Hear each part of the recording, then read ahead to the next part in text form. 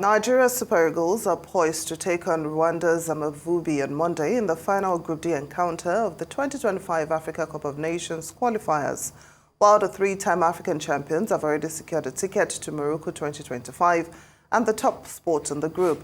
Head coach Augustin Oguavon has assured fans that the team will aim for victory, even in the absence of goalkeeper Stanley Nwabali, defender Olaoluwa Aino, and forward Ademola Lookman.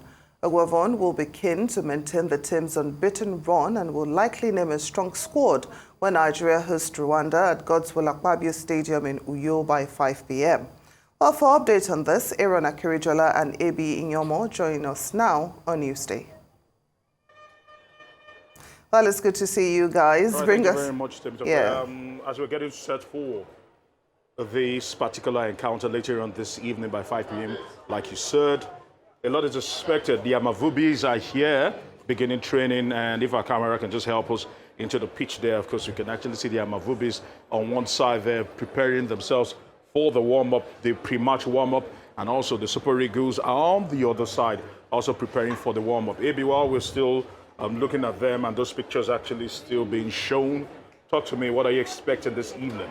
Well, I'm expecting the best of football this evening, especially knowing that some of the starting 11 players are not going to be around. That's 3 of them. And other players will have opportunity to showcase their talents, especially the ones who will not be given ample time. We have players like Victor Boniface, who is still hoping and praying to get his first goal for the Super Eagles of Nigeria. We hope so too today. Yeah, exactly. There's a player like Chukwueze who has not been getting regular time because of Ademola Lookman and Moses Simon. And there are more players like Oyedika who probably could make starts today. So I want to see a lot of action and let the Super Eagles know that Rwanda top the World Cup group. So they have to instill fear in them ahead of the next year's World Cup qualifying matches.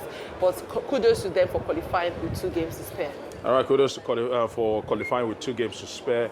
And as we actually get into this particular match, and something we've spoken about has to be the absence of some players, and more importantly, what's the future of Augustin Cerezo Oguavon like? We know he's the technical director of the Nigerian Football Federation. But is it about time they name him permanently, or would they wait till January, February, or March when the qualifiers begin for the World Cup to name a coach, a permanent coach for the Super Eagles?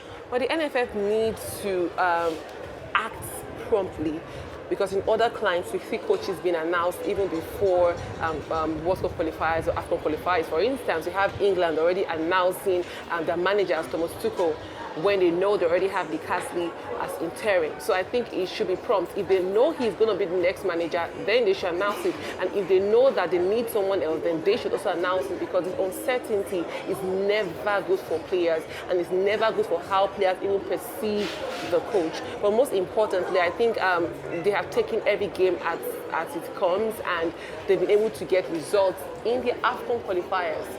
All right, before we actually wrap it up today, if our camera can actually help us pan again, because we need to establish something that the number, this is a 30,000 capacity stadium, talking about the Godswill Akpabio International Stadium, popularly known as the Nest of Champions. But when you look around the stadium with barely 2 hours to go and an hour and 9 minutes to go, it's unfortunate that it's still very, very empty.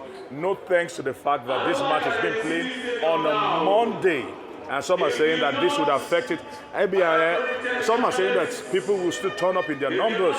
But as we speak, there are barely 1,000 people in this stadium right now. Well, there's always a turn up in Uyo when it comes to Super Eagles game. Now it's a bit late because it's just about an hour to the game, and there are no fans as such. But I believe that at 5 p.m. there should be fans here. But I do not think that should, even if it's an empty stadium, there should be no form of excuse. No, they always talk about the 12th man and the role of the 12th man. So even matches were played behind closed doors during COVID, and we saw Bayern being the big team they were, and the PSG and win it. So you can't tell me that the SQ will be there are no fans. The Super Eagles know that the fans always come out for them, always come through for them, always support them. So I know that the fans are going to be here, and I know that the Super Eagles themselves are taking this game seriously, because a lot of players who want to showcase their talent and show the stuff they are made of. Look at some players like Moses Simon, who has 15 assists and 9 goals. Look at Ekong, who's being rooted as Super Eagles captain. There's Indidi and a lot more. I think these players know what they're coming here for, despite already qualifying, but they still want to win the match. All right, still want to win the match. We wish the Super Eagles all the best today as we're wrapping up things for this particular Group A of the AFCON qualifiers. We know we've punched our way through to Morocco 2025, and we'll be hoping to see who will be drawn against in that particular group. And they've already started campaigns about what the AFCON would look like. The last time out, earlier this year, the Super Eagles came very close in Ivory Coast. Just one step between them and glory. That did not happen. And they'll be going for it again this time around in 2025 in Morocco. Maybe as we try to wrap it up, do you think the Super Eagles have what it takes to win another AFCON? Well, they were at the last finals at the AFCON. We saw Senegal 2019 finals, losing that and winning the 2022 finals. With this team that Nigeria has, with the players they have in their arsenal, I don't think we've had this crop of players in a very long time. And I think they should just consolidate on the players that they have. And the sky is the limit. They will get the All right, the sky is the limit. So we'll be watching out for how things will play out later on this evening, 5 p.m. at the Gospel International Stadium here in Uyo. Well, there you have it. Thank you so much, AB and Aaron, for joining us this afternoon.